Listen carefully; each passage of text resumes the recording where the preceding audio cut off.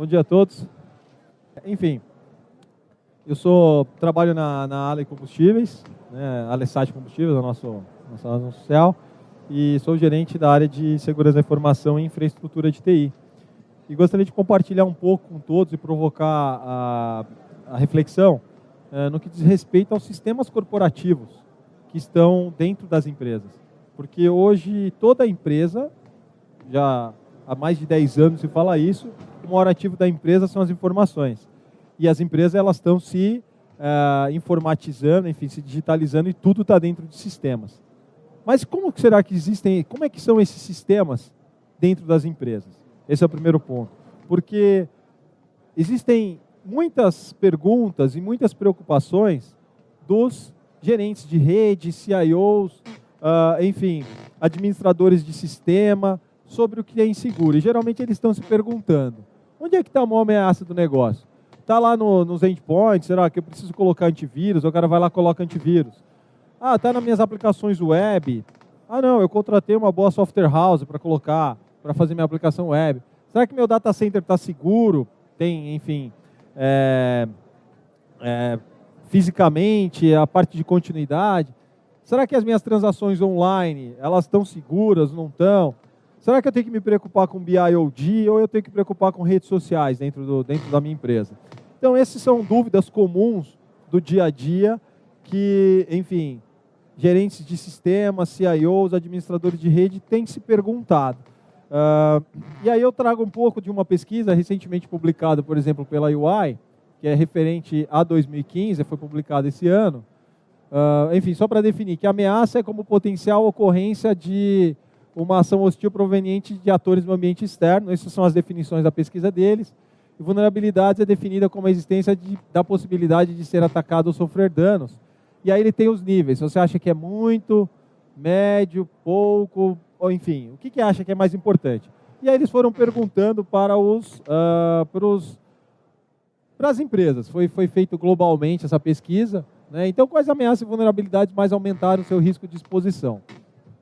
Aí, de fato, tem alguns que estão preocupados aqui, uma boa fatia, que acho que é mais ou menos importante, mídia social, uso de computação em nuvem, 28%, ali é o que ele acha que é médio a importância disso, relacionado à computação móvel, enfim, smartphones, tablets, que seria a computação fora do ambiente, arquitetura e controles desatualizados, que é um ponto importante, então eles estão achando que é, enfim, algo que define, acesso não autorizado também, está lá 36% da fatia, funcionário displicente ou desinformado. Então, essas aqui são algumas ameaças que empresas reportaram para a pesquisa da UI, ok? Eu não sou da UI, mas eu estou usando a pesquisa apenas como referência. Ela está disponível na internet para qualquer um baixar. Infelizmente está... aqui a tela ela está embaçada, não está muito nítido, mas eu vou disponibilizar esse material também.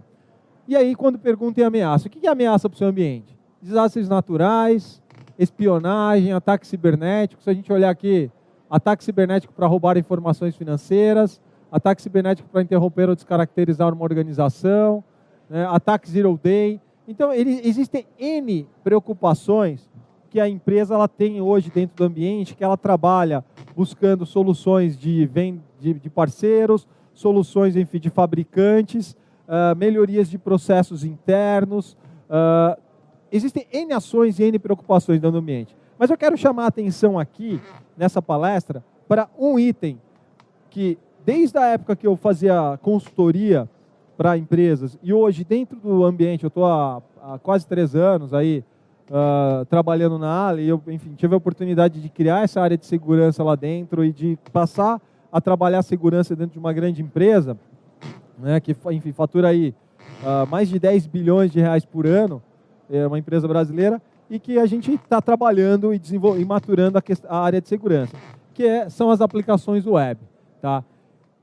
Então, a principal ameaça do ambiente são as pessoas que estão dentro do ambiente. Porque são as pessoas que fazem o quê?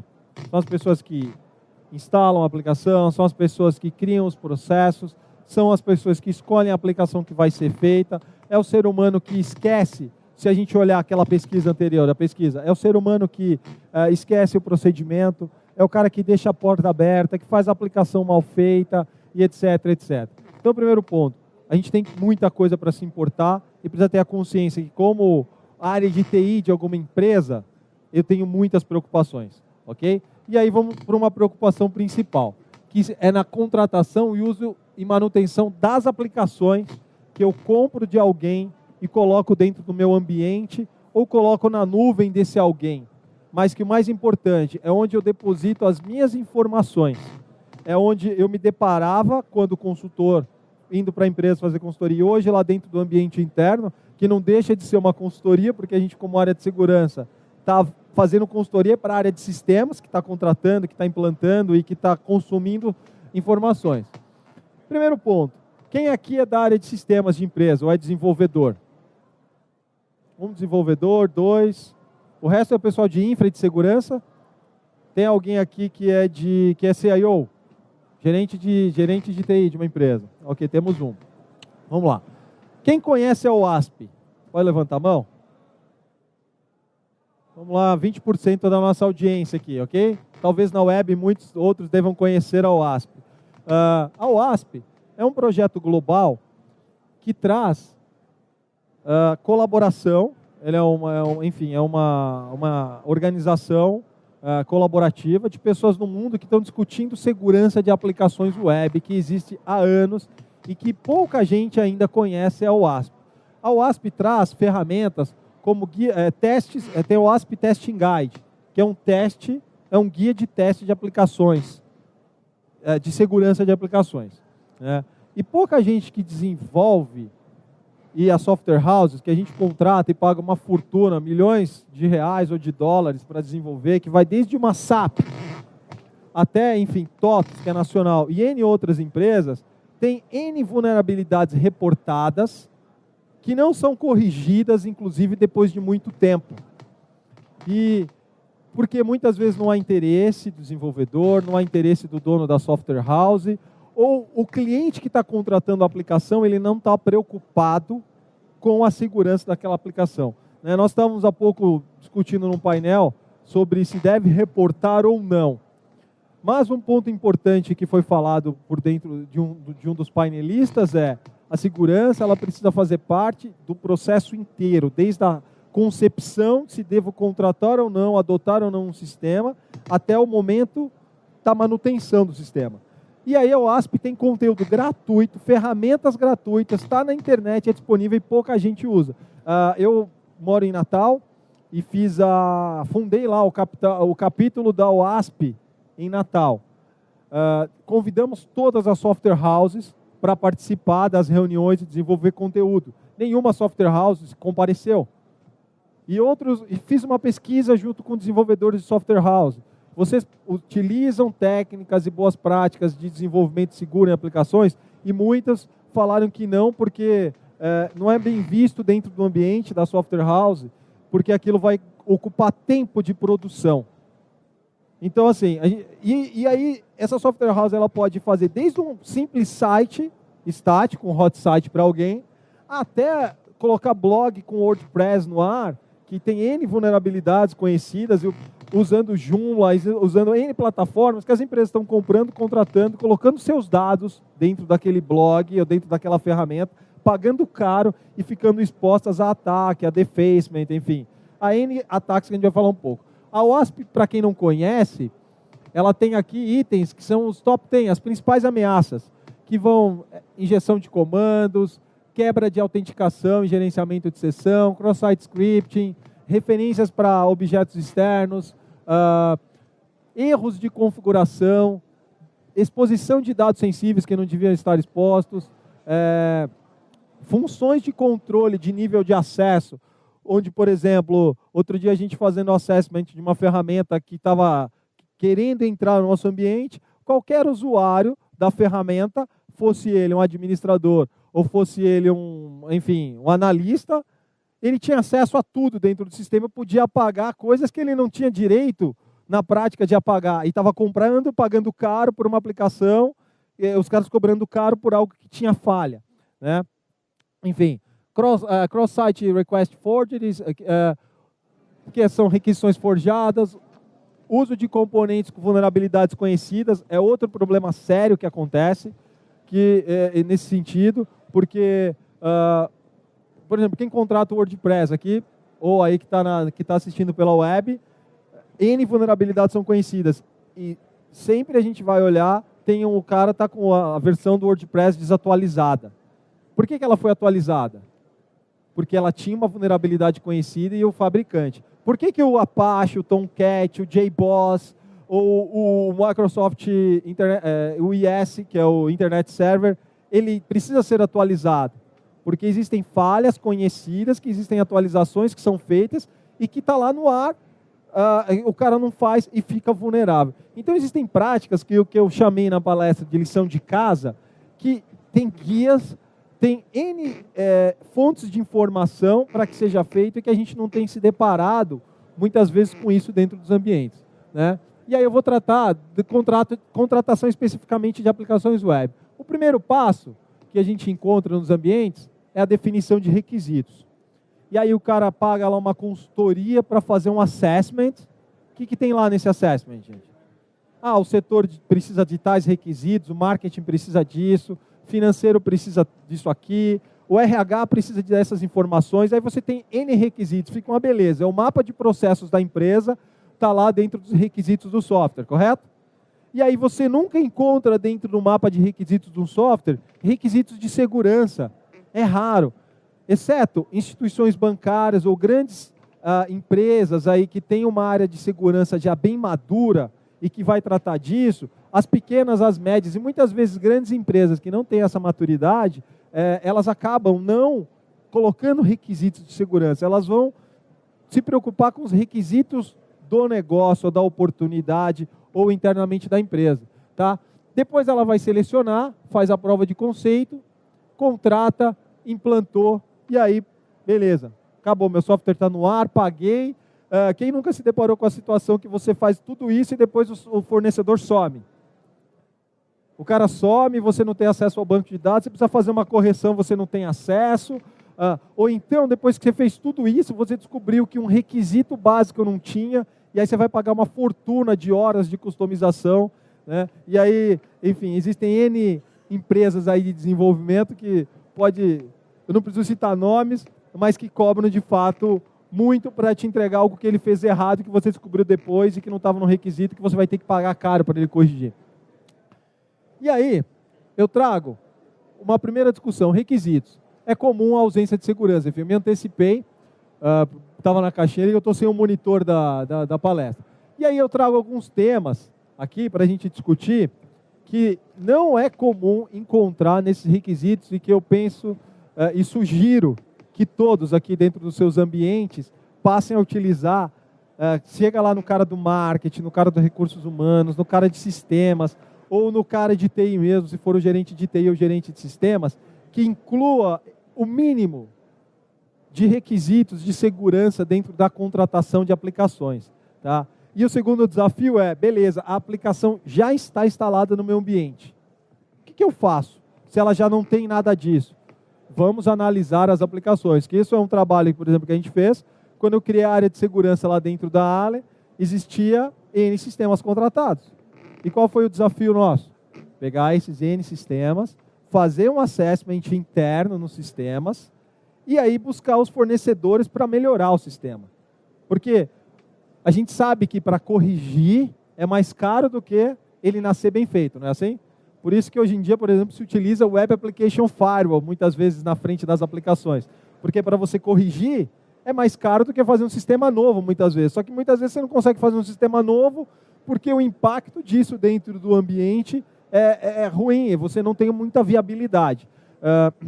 Então, assim, se na hora de contratar, você já passou da fase de contratação, pega aqui, cria uma planilhinha lá no Excel, uns requisitos, e fala, vamos ver se meu sistema aqui contratado, meu blog, enfim, aquilo que eu tenho contratado dentro da minha empresa tem criptografia. O cara, no mínimo, usa SSL lá dentro.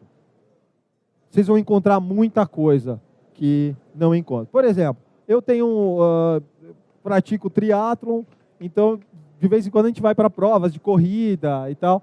Aí eu fui me inscrever para uma prova, uma corrida bem cara, na casa aí de R$1.000 a inscrição, uma corrida, então você está pagando para alguém que está me inscrever. O site onde você faz a inscrição, que eles pedem todos os meus dados pessoais, não tem um SSL no mínimo.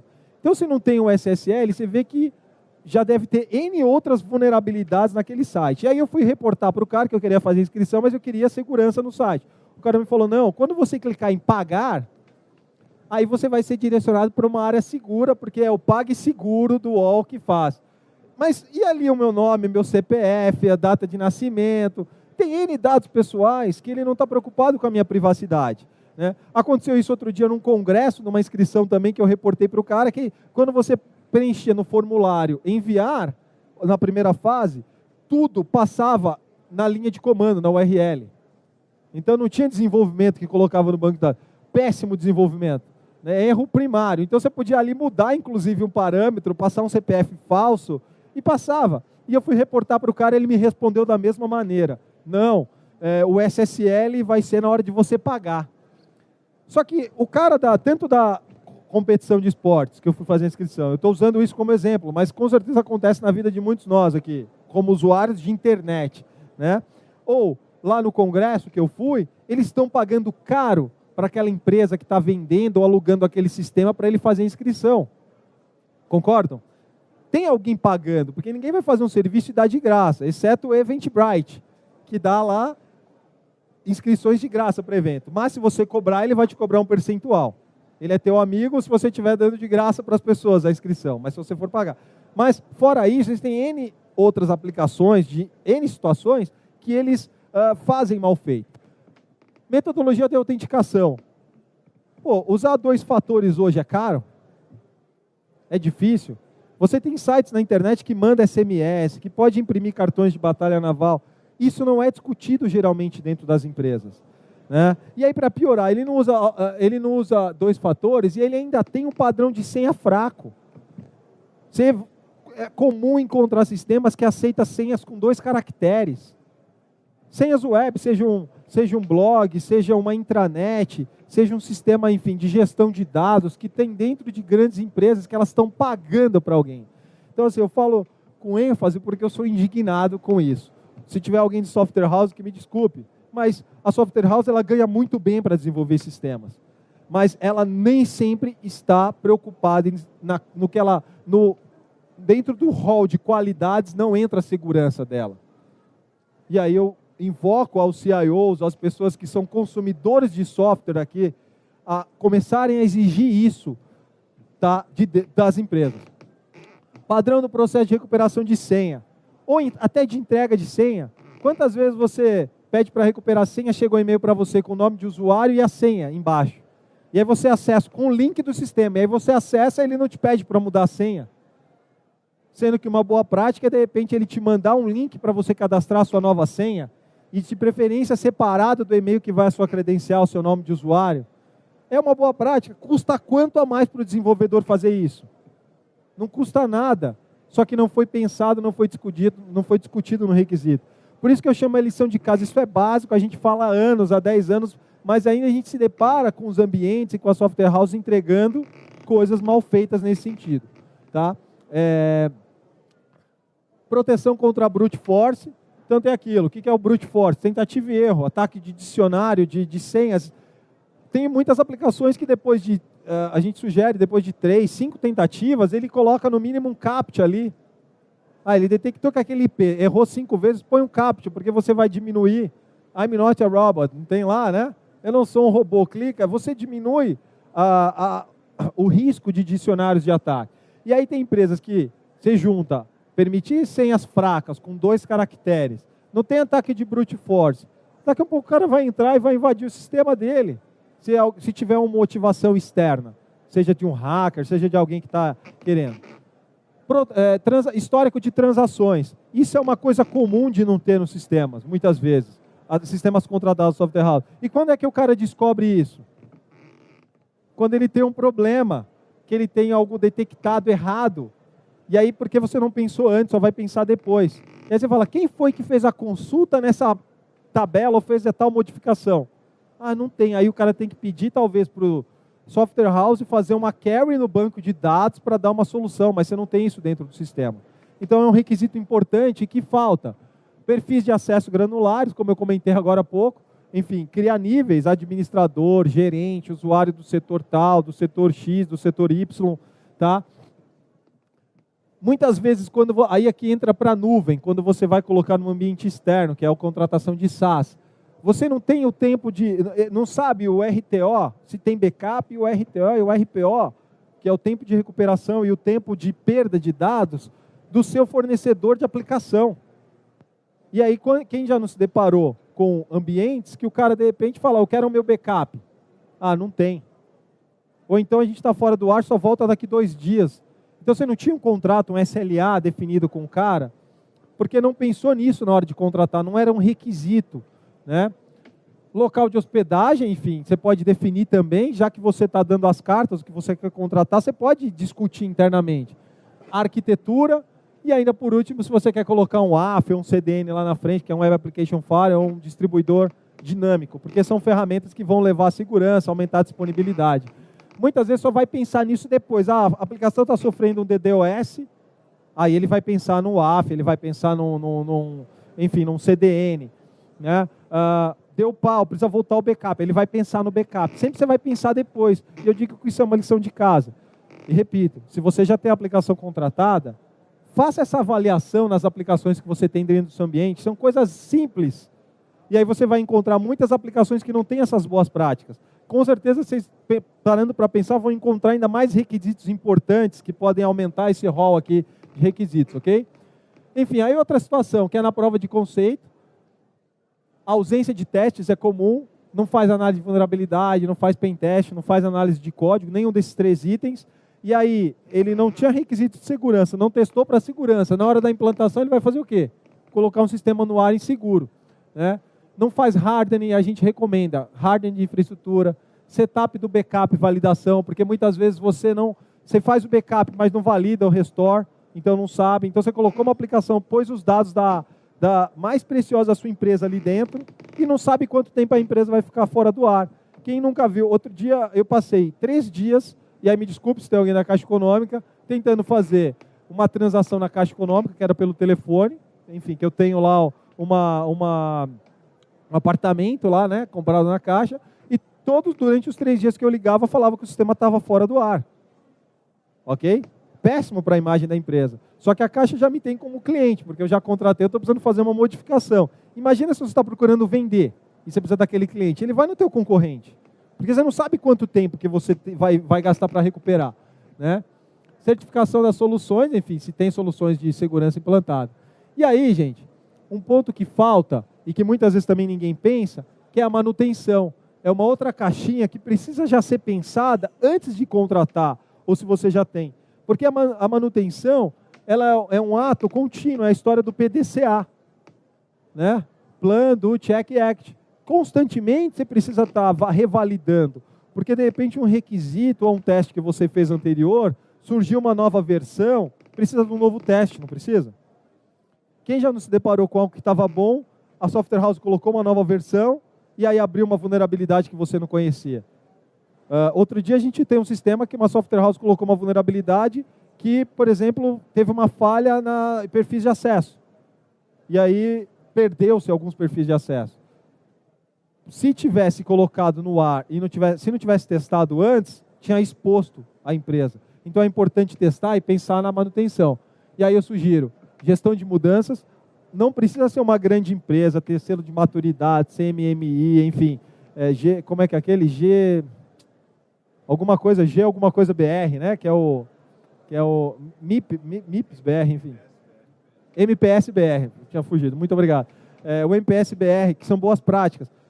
Você não precisa ter um ITIL, de repente, implantado lá, com tudo lá na sua empresa. Mas você pode pensar em validar requisitos, testar antes de liberar uma nova versão.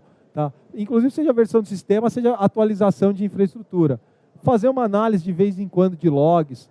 E uma outra coisa importante, testes periódicos. Uma situação que a gente olha em logs, né? E que até não está aqui, que outro dia eu fiz essa mesma palestra para ter atualizado esse slide. Revisão de acesso. Outra situação que aí não é erro externo, mas é um erro comum. Quantas vezes a gente se depara com uma aplicação que você desativa o cara no AD, ok? mas a aplicação ela continua com a senha, com a credencial do cara válida.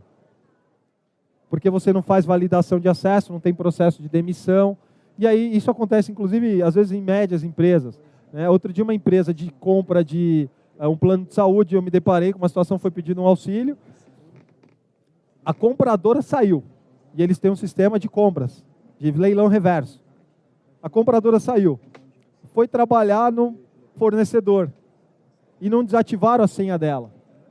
Então o que ela tinha?